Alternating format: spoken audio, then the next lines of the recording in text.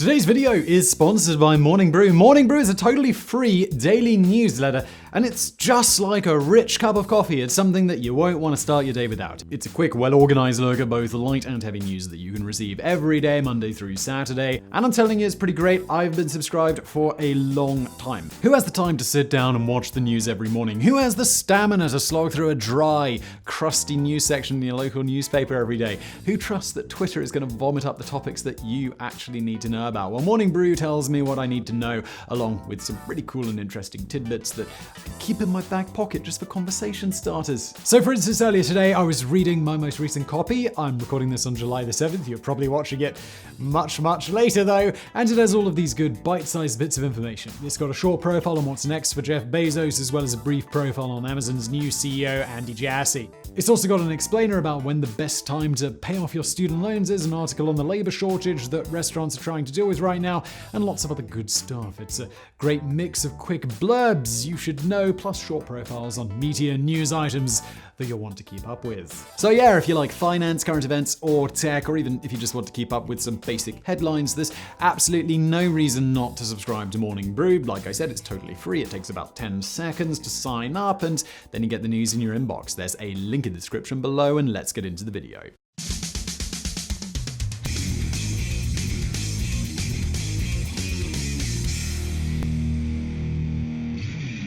As the summer of 1945 dragged on, Japan's situation grew steadily grimmer. By the end of July, the nation's ability to conduct major military operations had all but evaporated, and a US invasion of the Japanese mainland, it seemed to be imminent. While expressing their undying conviction to fight to the bitter end on one hand, and tentatively reaching out to the Soviet Union to act as a peace mediator on the other, Japanese leaders found themselves in a bit of a difficult situation. 2 separate days in August finally brought Imperial Japan to its knees, with 2 of its cities obliterated by bombs with apocalyptic power. 6 days after the bombing of Nagasaki, Japan's radio waves crackled to life as the everyday men, women, and children for the first time heard the voice of their emperor as he announced Japan's unconditional surrender. The country, which had been devastated by bombs, food shortages, and a catastrophic loss of life, was but a haggard shell of the glorious Japan that it once was. As its cities continued to smolder and the Japanese people faced the reality that their leader's imperial dream had not only collapsed but devastated the country in the process, few would have held much hope for what was to come. With US ships converging on the mainland, it was only a matter of time before the occupation of Japan began and the final humiliation throttled Japan once and for all. However, what came next not only defied expectations, but almost certainly exceeded, well, even the wildest of dreams. Japan's spectacular rise after World War II is one of history's most astonishing reconstruction periods, as a country that was teetering on the verge of starvation fought its way back to become the world's 3rd largest economy. The image of the phoenix rising from the ashes has become a tired, somewhat lazy metaphor. But in this case, there's really nothing more appropriate. Today, this is the story of a shattered Japan and its quite extraordinary ascent after 1945.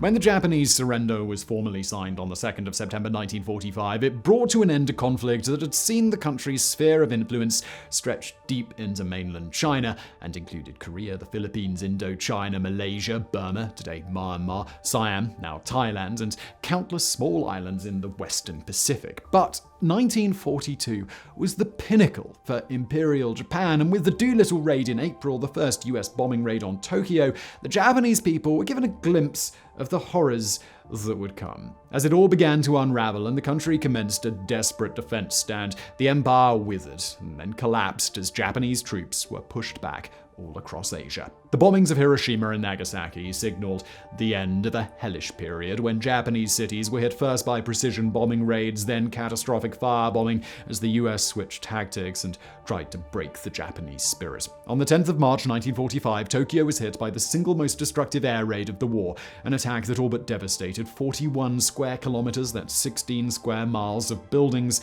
and it killed 83,793 people, injuring a further 40,900 918, and leaving 1 million people homeless. Over the coming months, that carnage was shared generously around as major and smaller cities were hit, often principally targeting manufacturing and transportation, though urban centers also received plenty of attention. As the skies filled with B-29 bombers, over 1.3 million children were evacuated from major cities to stay with family in the countryside, while over 446,000 were relocated to Buddhist temples, inns, and local families.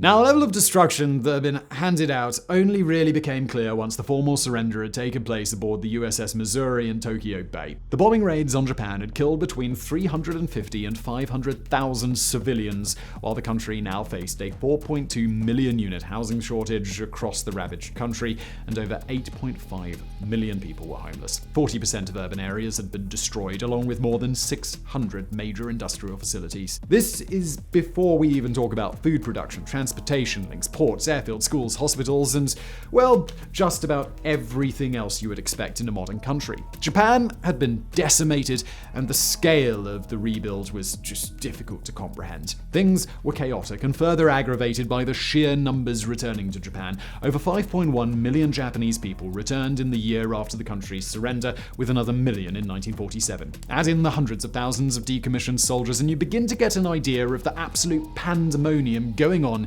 in the immediate months and years after the surrender.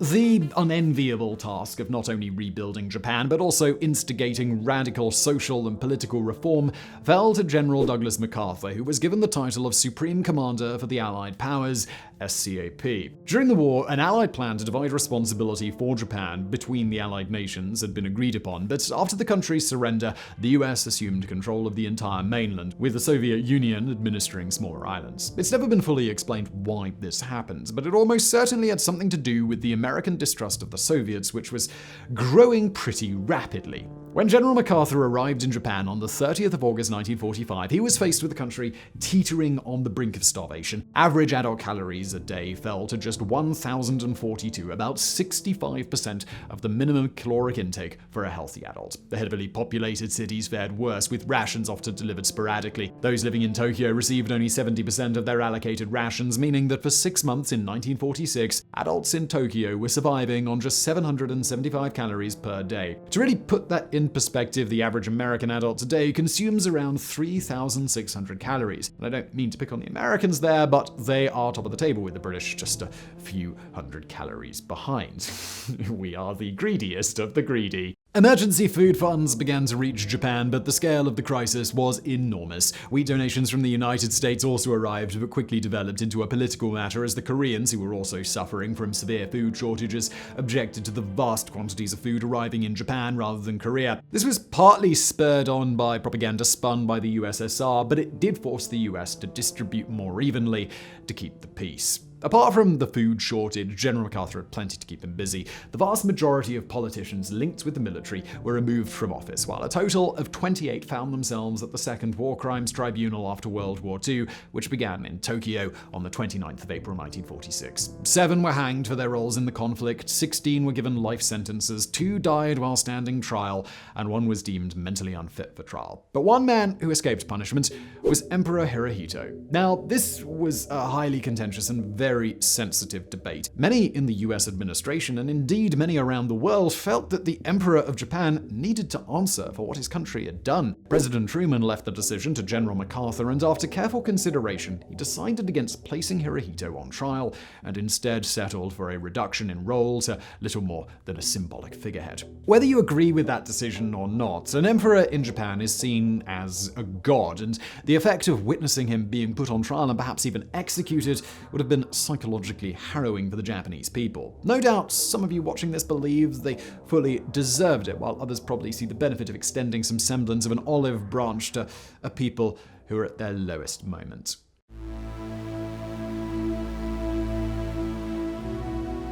With the trolls out of the way and food networks beginning to function, the occupying American force turned their attention to social and democratic reform. With the growing menace of the Soviet Union now creeping around the world, the US was eager to establish Japan as a liberal democracy. And who knows, maybe one day they would even become friends again, and the US would start importing vast quantities of Japanese technology, with American children growing slightly plumper, spending hours and hours playing video games designed in Japan. I mean, who could have predicted all of that? Land reform was a key early element as the US sought to break up the traditional stranglehold held by wealthy landowners. Between 1947 and 1949, approximately 23,000 square kilometers, that's just shy of 9,000 square miles of land, 38% of Japan's cultivated land, was purchased from landlords and resold at incredibly low prices to the farmers who actually toiled on the land. During this period, 3 million farmers acquired land through this system that radically altered Japan's social structure. Large financial cliques known as the Zaibatsu, which had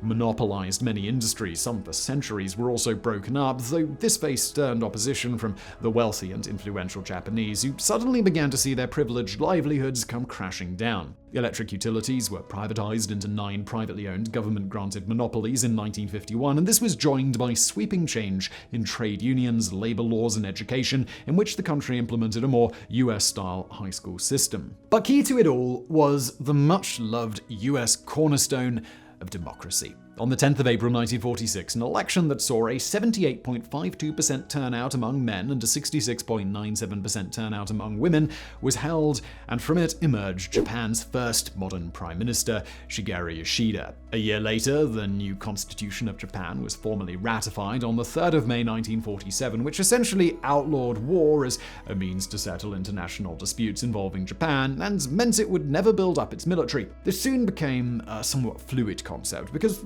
while the US certainly didn't want to see a fully militarized Japan anytime soon, they also didn't want it to become an open-door invitation to the expanding communist tide to the east. As a result, Japan set up its self-defense force in 1954, a military force mandated with defending Japan and assisting with internal issues and environmental disasters.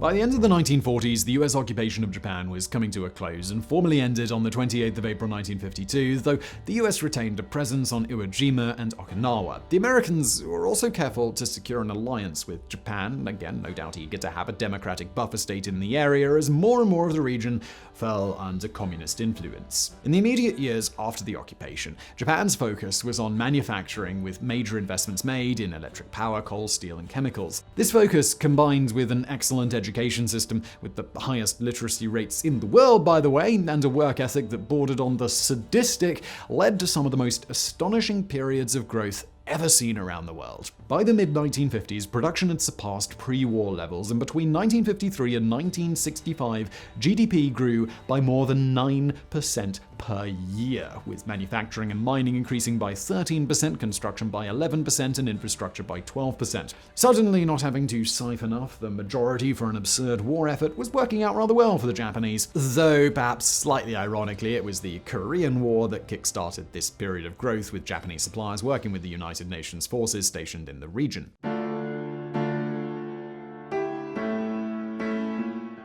Japan's rise at this point is best described as meteoric and has come to be known as the Japanese economic miracle. The hugely ambitious income-doubling plan, instigated in 1960, aimed to double the size of the nation's economy in just 10 years, with tax breaks, targeted investment, an expanded social safety net, and incentives to increase exports and industrial development. Quite astonishingly, it took them just 7 years, in which the economy grew by more than 10% every year and saw Japan establish itself as one of the first developed nations in Asia. And no doubt this won't come as a great surprise, but Japan's early focus was on providing high-quality mechanical equipment that eventually gave way to the computer age. The average monthly consumption of urban family households doubled from 1955 to 1970, with much of this down to an increase in leisure goods. While things spread to the countryside at a slower rate, they were by no means left out, and with new agricultural machinery appearing along with improved strains of crops, farmers began to reap the benefits of a quick quickly growing population that suddenly had lots of money to spare. In 1965, Japan's nominal GDP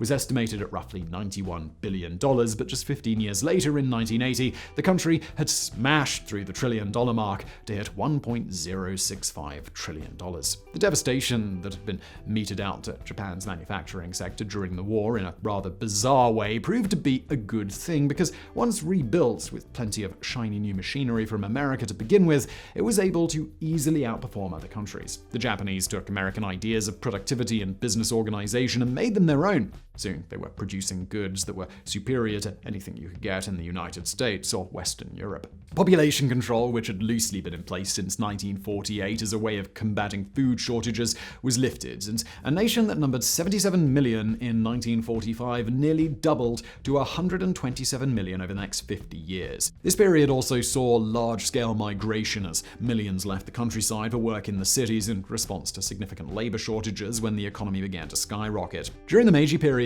in Japan from 1868 to 1912, around 85% of the Japanese population lived in rural locations, a figure that fell to 50% by 1945. However, by 1970, less than 20% of the Japanese people remained in the countryside as the country's cities swelled with new arrivals. At this point, 1 in every 9 Japanese citizens was living in Tokyo as the city's population moved past the 23 million mark. But in an interesting twist, 1970 also saw the point at which the average farm household income surpassed its urban equivalent. Things wobbled a bit thanks to the oil crisis of 1973, but Japan proved itself resilient and weathered the storm significantly better than most. By the end of the 1980s, the country that had been bombed into oblivion just 35 years before was now the 3rd largest economy in the world, behind the US and the Soviet Union. If the country had dragged itself from the pit of despair after World War II, it now stood proudly among the most developed countries on Earth.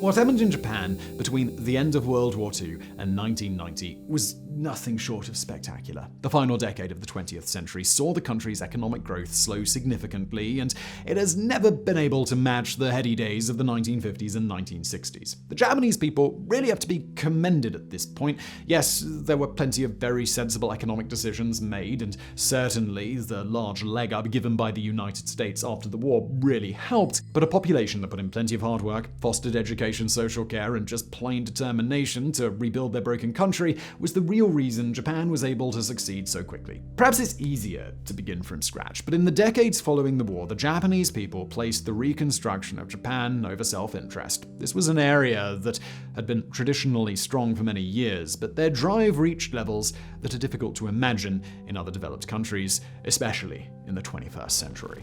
In just 35 years, Japan went from being a crushed, hungry country with little to no remaining industry and cities lying in rubble to the very pinnacle of global development. A success story of astonishing vision and growth that may never be matched. So I really hope you found that video interesting. If you did, smash that like button below. Do me a favor and go get Morning Brew. It's free. There's a link below. And thank you for watching.